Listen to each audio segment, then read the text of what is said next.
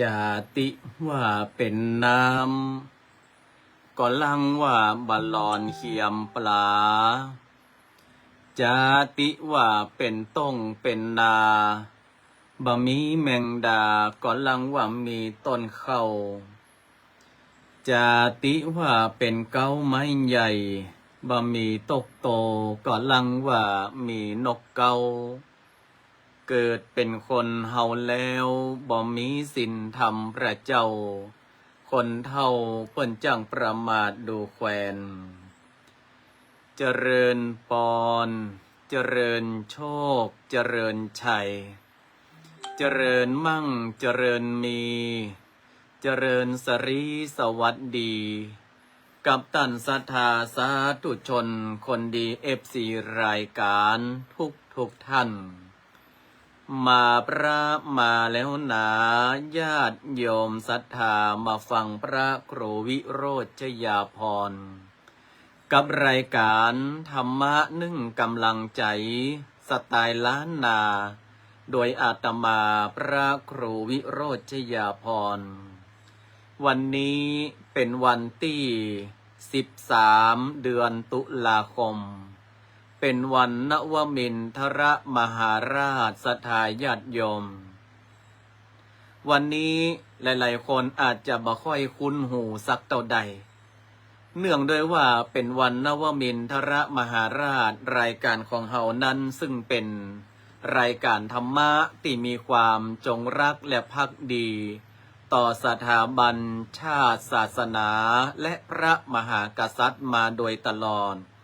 และเทิดทูนไว้เนื้อเกล้าเนื้อหัวมามีวันที่จะเสื่อมคลายเฮาก็จะปรับรายการ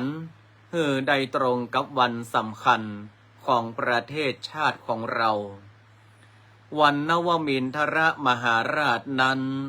เป็นวันคล้ายวันสวรรคตของพระบาทสมเด็จพระบรมชนกาธิเบศรมหาภูมิพลอดุลยเดชมหาราชบรมนาถบพิตรราชการที่9เป็นวันแห่งการรำลึกถึงพระมหากรุณาธิคุณของมหาราชผู้ยิ่งใหญ่รัชกาลที่9และระลึกถึงพระราชกรณียกิจที่พระองค์ทรงบำเพ็ญมาโดยตลอดพระชนชีพของพระองค์เพื่อไผก็เพื่อปวงประสบนิกรชาวไทยคือได้อยู่เย็นเป็นสุขภายใต้ร่มพระบารมีของพระองค์ท่านแม้ว่าในหลวงรัชกาลที่9พระบาทสมเด็จพระบรมชนกาธิเบศรมหาภูมิพลอดุลยเดชมหาราชบรมนาถบพิตรจะเสด็จสวรรคตสู่สวรรคาลัยแต่พระองค์นั้นก็ยังแผ่พระกรุณาคุณมาสู่ยังปวงประสบนิกรชาวไทยอยู่อย่างบ่เสื่อมคลายดังนั้นวันนี้เนี่ยจึงเป็นวันระลึกถึงพระมหากรุณาธิคุณของพระบาทสมเด็จพระเจ้าอยู่หัวรัชกาลที่9ก็ถือว่าตั้งแต่อาตมาภาพแตกตามึนตาเกิดมาเนาะก็ได้อยู่ภายใต้ร่มบรมโพธิสมภารของพระองค์มาโดยตลอดในวันที่พระองค์เสด็จสวรรคตนั้นเป็นแห่งวันหนึ่งที่อาตมาภาพก็จะเล่าบรรยากาศเหตุการณ์นั้นให้ฟังเปิ้นก็มีการบรรดาแต่ละวัดแต่ละวานั้นได้มีการเจริญพระพุทธมนต์มาโดยตลอดที่วัดโบสถ์น้ำดิบมีการเจริญพระพุทธมนต์มาก่อนล่วงหน้าแล้วประมาณ7 วันพอมาถึงวันที่พระองค์จะสวรรคตนั้นก็ได้มีการจัดเจริญพระพุทธมนต์โพชฌังคปริตแต่พอรู้จากข่าวว่าพระองค์ในหลวงรัชกาลที่9ได้เสด็จสวรรคตอาตมาภาพสวดต่อมาได้ศรัทธาญาติโยมทั้งหลายพยายามข่มจิตแล้วคือเป็นอุเบกขาธรรมแต่มันปากบ่ออก ยอมรับว่าบักเกยที่จะจุกอกปากบ่ออกเต่าวันนั้นมาก่อน แล้วก็พยายามที่จะใจธรรมะคือความข่มใจ จนกระทั่งว่าข่าวต่างๆเริ่มที่จะมีการแพร่กระจาย ในบริเวณวัดโบสถ์น้ำดิบผู้ที่มาร่วมสวดโพชฌังคปริตนั้นต่างก็อยู่ในอารมณ์ปริเวทนาก็คือมีอาการร้องไห้อาตมาภาพก็ห้องเหมือนกันต้องยอมรับเนาะก็เพราะว่าเฮายังเป็นปุถุชนคนเป็นสมมุติสงฆ์เฮาก็ร้องไห้นะเฮาก็ยังมีความสะเทือนใจ แล้วก็บอกให้ศรัทธาว่าถัดจากนั้นไปแห่ม7 วันเราจะมีการทำบุญตักบาตรและรับฟังพระธรรมเทศนารวมไปถึงการประกอบยังบุญพิธีเพื่อน้อมถวายเป็นพระราชกุศลแด่ดวงพระวิญญาณพระองค์ท่านจากวันนั้นมาจนถึงวันนี้เนี่ยพระองค์ก็ยังคงสถิตอยู่ในใจมาเฉพาะแต่อาตมาภาพแหละก็คงจะทุกท่านนะเนาะที่มีความรักที่มีความเทิดทูนพระองค์ท่านก็คงจะอยู่ในใจเฮาเนี่ยอาตมาภาพอันนี้ต้องยอมรับเลยนะว่าเวลาไปปะเหรียญเงินเหรียญบาทก็ดีหรือว่ารูปพระบรมฉายาลักษณ์ก็ดีหรือว่าธงชาติไทยก็ดีที่ปลิวตกอาตมาภาพจะเก็บมาตลอดเวลาอาตมาภาพเก็บเหรียญเก็บอะไรอย่างได้แล้วเนี่ยนายโยมแม่ต้อยอาตมาภาพจะมาเจ็ดแล้วก็ยกว่าสาธุสาธุสาธุเนนก็ถามอาตมาภาพว่าพระอาจารย์นี่อย่างนะครับอาตมาภาพก็บอกว่าโอ้ในหลวงอยู่บนเหรียญตกดินหญ้าเนาะมาปึ้งกวนกระเปิ่นอาตมาภาพเก็บมา7 มาแล้วก็สาธุสาธุแล้วก็เอาไว้ที่สูงอันนี้ก็คือการแสดงออกอย่างหนึ่งที่เราได้น้อมระลึกถึงพระมหากรุณาธิคุณของในหลวงรัชกาลที่9วันนี้เป็นวันนวมินทรมหาราชเป็นวันระลึกถึงพระองค์ท่านอาตมาภาพก็จะเอาพระราชอารมณ์ขันของในหลวงรัชกาลที่9เนี่ยเอามาโอฮือศรัทธาญาติโยมตั้งหลายได้ฟัง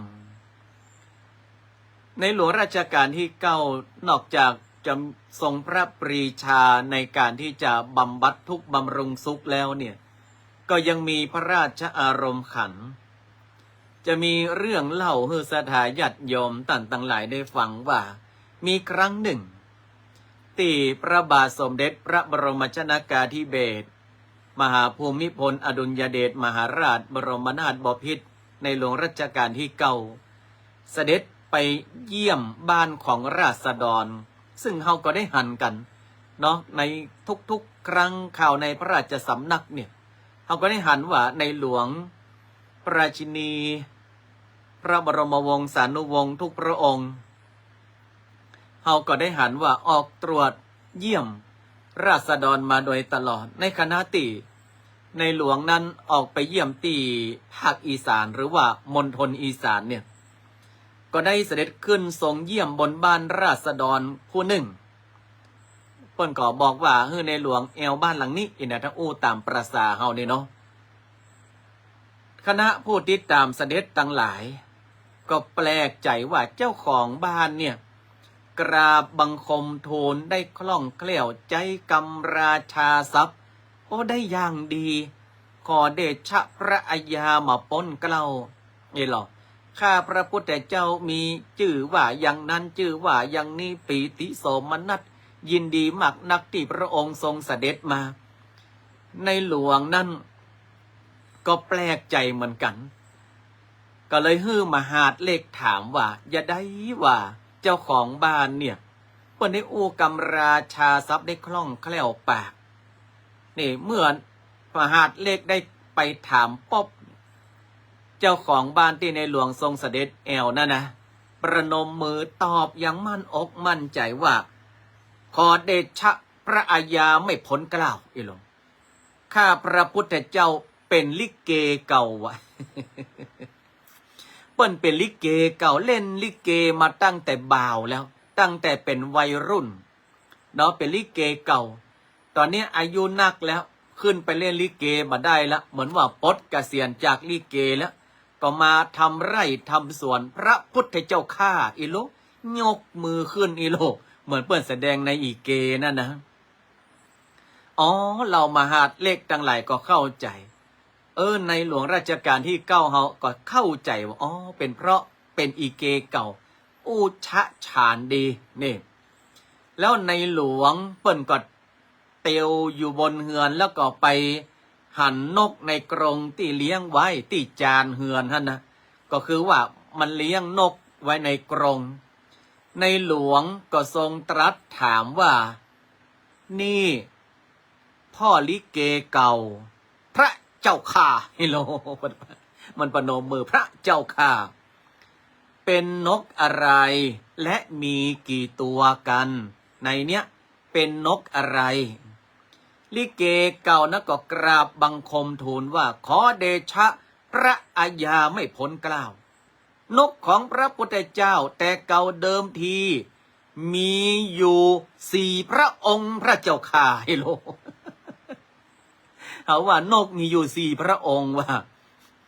ในหลวงก็ยิ้มหน่อยเนาะมหาดเลขจะไปห้ามกับบัดทันนกพระพุทธเจ้าแต่ก่อนเก่ามีอยู่4 พระองค์พระเจ้าข้าแต่วันนั้นก่อนที่พระองค์จะเสด็จมาฆ่าพระพุทธเจ้าให้อาหารนกแล้วลืมปิดประตูกรงทำให้นกองค์ที่เป็นพระมเหสีเสด็จหนีออกไปข้าพระพุทธเจ้ารีบวิ่งมาปิดกรงไว้ดีที่ว่าไม่พาพระราชโอรสและพระราชธิดาที่ยังเยาว์ไว้หนีไปด้วยพระเจ้าข้าลง ตอบช้าชานนะนกในกรงนี่เป็นเชื้อพระวงศ์มด พระเจ้าอยู่หัวก็ทรงตรัสถามว่าทำไมถึงพาหนีไปไม่ได้ล่ะพ่อลิเกเก่ามันก็นึกว่ามันอู้ถูกแล้วสดาญาติโยมอีป่อนี่นะประนมมือตอบในหลวงรัชกาลที่เก่าของเราก็บอกว่าสาเหตุที่องค์พระมเหสีไม่สามารถพาพระราชโอรสและพระราชธิดาบินหนีไปได้เพราะพระราชโอรสและพระราชธิดายังทรงพระเยาว์พระพุทธเจ้าข้ายังตรัสอ้อแอ้อยู่เลยพระเจ้าข้ามหาเล็ดกุมหัวนกมันน้อยอยู่เขาว่ายังทรงพระเยาว์ตรัสอ้อแอ้วะพระเจ้าอยู่หัวรัชกาลที่9ก็ตรัสถามว่าแล้วตอนนี้นกอยู่กับใครล่ะจ๊ะอ๋อ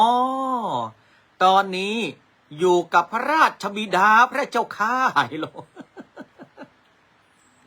ในหลวงพระก็ตรัสว่าดีนะนี่บ้านนี้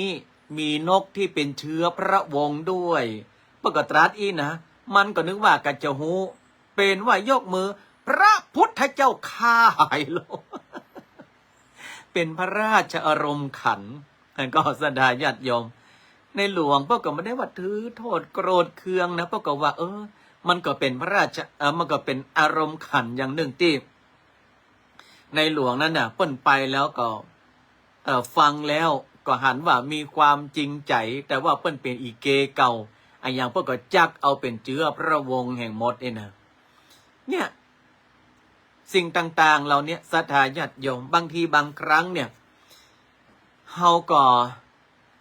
มันก็ลำบากใจที่จะไปอู้กับเจ้ากับนายขนาดที่จะอู้กับตู้เจ้ามาได้เนี่ยบางคนนี่ก็บักกล้า2 คนน่ะมึงไปอู้กับตู้แหละเนี่ยมึงไปนิมนต์ตู้แหละกูอู้บาจ้างกูมาเคยอู้กับตู้สักเตื้ออีวะถ้าอู้กับคนนี่ได้ไก่โลแม่พิชยาเขาว่ากูบอกอู้กับตู้สักเตื้อวะถ้าอู้กับคนนี่ได้ไก่วะเอา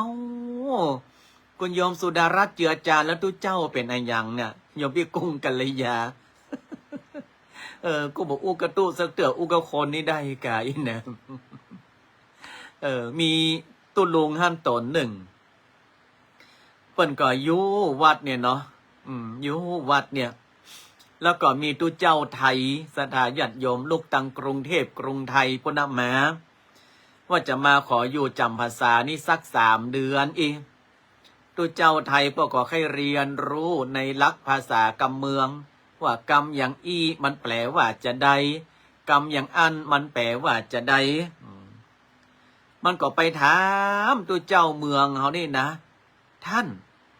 อันนี้เขาเรียกอะไรเอโลอ๋ออันนี้เขาเรียกว่าแกงแคแล้วอะไรคือแกงแคเอโลแกงแคก็คือเอาพักนี่เข้าใส่เอาพักนี่เข้าใส่เอาอันนี้เข้าใส่เอารวมกันเข้าใส่อ๋อรวมมิตรใช่ไหมเอโลมาใจนะเอโลตุเจ้าเมืองก็ว่ารวมมิตรนะมันของหวานอันเนี้ยแกงแคมันเป็นของข้าวเอ้าแล้วไม่รวมมิตรแล้วเขาเอามารวมกันทำไมตุเจ้าเมืองก็รำคาญโอ้ยังมาง่าวเองตุเจ้าไทยอะไรคือง่าวเนี่ยพอเต่าตุเจ้าเมืองเพื่อหูคิงมันหลั่นปากไปอ๋อง่าวนี่แปลว่าเท่ง่าวนี่แปลว่าสุขุมรอบคอบแกพาเอาหน้ารอดเนาะโยมแม่สุแก้วคำอ้วนว่าง่าวแปลว่าเท่ง่าวแปลว่าสุขุมรอบคอบอ๋อดูเจ้าไทยมันก็จำดูเจ้าไทยมันก็จำได้กำเมืองแล้วล่ะทีนี้แมลงมากะจะเข้าไปกราบหลวงพ่อแหละจะไปรายงานตัวว่าแกเนี่ยจะมาขอจำวัดสาแต่เจ้ามาปะหลวงพ่อกำลังการเข้าไปมากองนั่งป๊บหลวงพ่อพวกก็ใส่แว่นตายังอาตมาภาพเนี่ยแต่ว่าแว่นตาคนสูงอายุเนาะหลวงพ่อกันใส่แว่นตาเนี่ยอ่านหนังสือกะพ่อมันก็ให้ชมหลวงพ่อเป็นกำเมืองเรียนรู้มาแล้วหรอกราบหลวงพ่อครับหลวงพ่อก็เอากับหนังสือลงว่าได้ท่านผมมาเห็นหลวงพ่อครั้งแรกโอ้โหหลวงพ่อครับดูเงาเขาว่าหลวงพ่อดูเงาอีกว่ามันจะโชว์ว่าหลวงพ่อดูสุขุมรอบคอบดูเท่ดูสมังตุลุงโหตุนี่ยังใดมาด่าข้ายังใดนี่จริงๆนะครับหลวงพ่อผมไม่ได้ด่านะแต่หลวงพ่อดูเงาจริงๆมีดาบ2ปอดถ้าไปได้จำวาซาวาเซอร์เนี่ยคักสักกรรมปีกรุงเทพถึงแรงถึงค่ำนะกะกลับไปถึงกรุงเทพผมไม่เข้าใจพระทางเหนือเลยชมก็ไล่ชมก็ด่าตุเจ้ากรุงเทพถามท่านชมท่านว่าอะไรบอกว่าท่านเงาตุเจ้าเหนือที่อยู่กรุงเทพก็เลยเฉลยว่าเงานี่มันแปลว่าโง่เอาโดนตุเจ้าเหนือจุเห็นแล้วเนาะอันเนี้ยบางทีบางครั้งเนี่ยสถาญาติโยมเขาก็พ่อคนเพราะว่าผู้ไม่รู้ย่อมมาผิดเนาะก็เลยมีกรรมเนี่ยผู้ไม่รู้ย่อมไม่ผิดมันจะว่ากาตุเจ้านะขนาดเจ้าบ้านเฮาบางทีเฮาก็บ่รู้เนาะบางคนนี่โอ้ไปวัดไปว่าถือศีลกินทานมาโดยตลอดแต่ก็มาเจ้าว่าจะหูจะอู้ได้ถูกได้เสี่ยงโยมแม่ต้อยเนาะอีแม่เนาะก็เปิ้นก็ทำบุญสุนทานวันพระวันศีลวันทำไปวัดไปวาโดยบักขาดนะวันธรรมดาเปิ้นก็ใส่บาตรยัดน้ำโดยมาขาดเดี๋ยวนะตัวเจ้าเนี่ยเปิ้นก็มี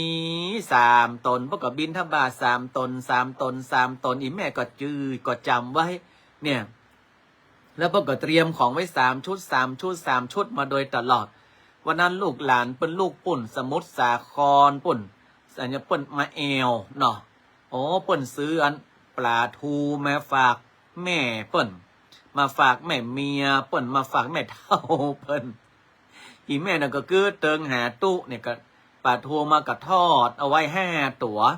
กะจะกินแค่2 ตัวเอาใส่บาตร3 ตัวอีกอะเรียบร้อยหอมสดๆนะใส่กับข้าวนึ่งอย่างอู้แย้วน้ำยายมันใหญ่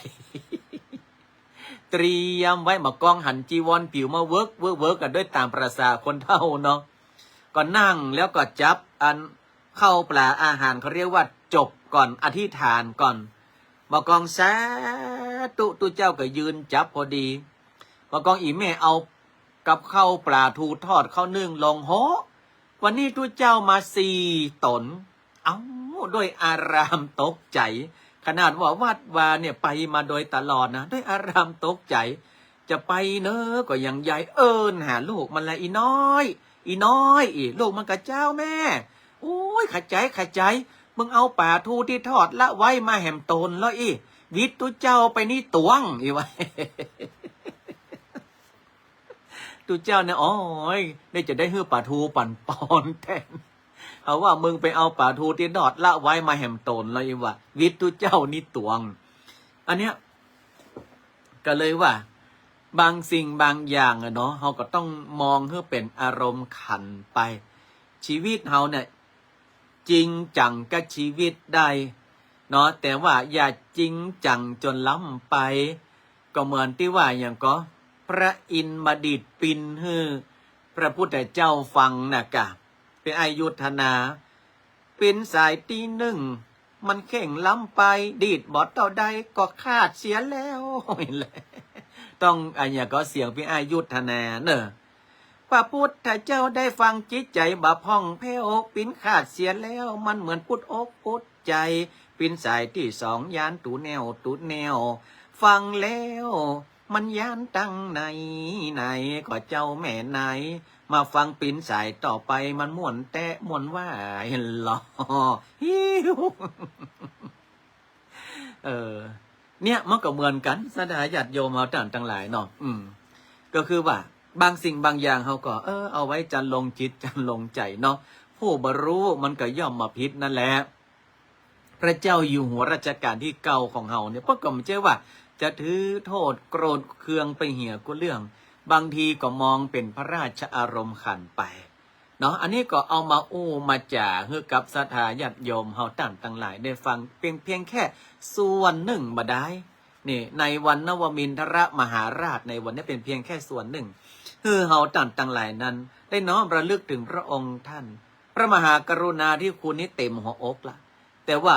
บางสิ่งบางอย่างในหลวงเปิ้นสอนเฮาแต่บางทีเปิ้นอาจจะบ่สอนโดยตรงเนี่ยเปิ้นก็บอกเสนาอมาตย์บอกมหาดเล็กเนี่ยทหารรักษาพระองค์เนี่ยบอกว่าอ๋อมาเป็นยังอย่างอีเนาะมาเป็นยังจะอีนะอย่าเพราะว่าเอาเป็นอารมณ์ขันไปเตอะมาต้องถือโทษโกรธเคืองอีเนาะพี่อายุทนาม่วนได้กินเนอะเอาเป็นตัวเจ้าจังซอจิมและน้องนี่เนาะมันจะเขาจะไล่ลงผามได้กับพี่อายุทนาม่วนได้กินเนอะเอาเป็นตัวเจ้าจังซอพอลืมมาแล้วนะไอ้ยังมุนว่าไปเลยเนาะอันนี้ก็จ่าฮือศรัทธาญาติโยมต่างหลายได้ฟังแล้วก็วันที่5ในเดือนพฤศจิกาก็จะเป็นวันที่เราจะได้ตอดกฐินนาตาลของวัดบทน้ำดิบเนาะก็ถือว่าเอาตามหน้าบุญศรัทธาญาติโยมทั้งหลายเพราะว่าช่วงนี้ก็เศรษฐกิจก็ยังว่านั่นนะเศรษฐกิจแล้วมันตกสะเก็ดเนี่ยเดี๋ยวจะซอคือเป็นอายุเดนาฟังเนาะเศรษฐกิจมาเริ่มตกสะเก็ดนี่นะอันไหนก็มาเซตมันอิดอกอิดใจเศรษฐกิจนะมันอิดล่ำไปพอหาตั้งใดเหมือนกับเหมือนไผ่ยอดแห้งเห็นหรอเดี๋ยวก็ไปก็จะซ้อไป ก็เขาก็ยังว่านั่นเนาะศรัทธาญาติโยมทั้งหลายเอาหลายๆคนก็บอกว่าวันนี้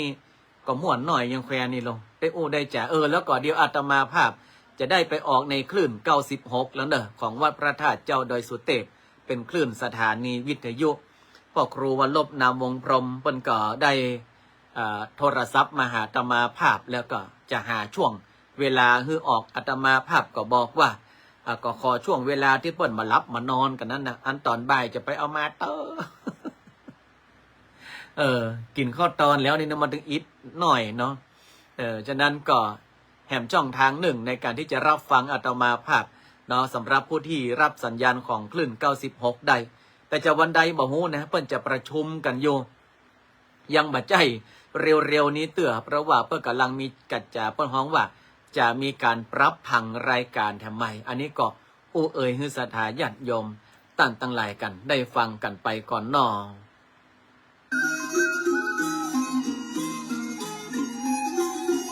ดอกขนาดไม่ไหวนี่นะ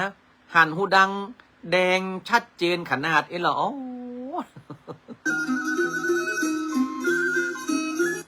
โอ้ยพอเก้าหูดังได้ยมไม่ไหวแต่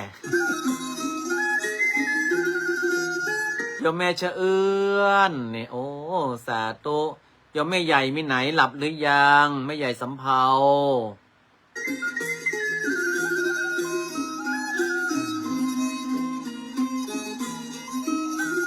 เอาละเวลาหมดเวลา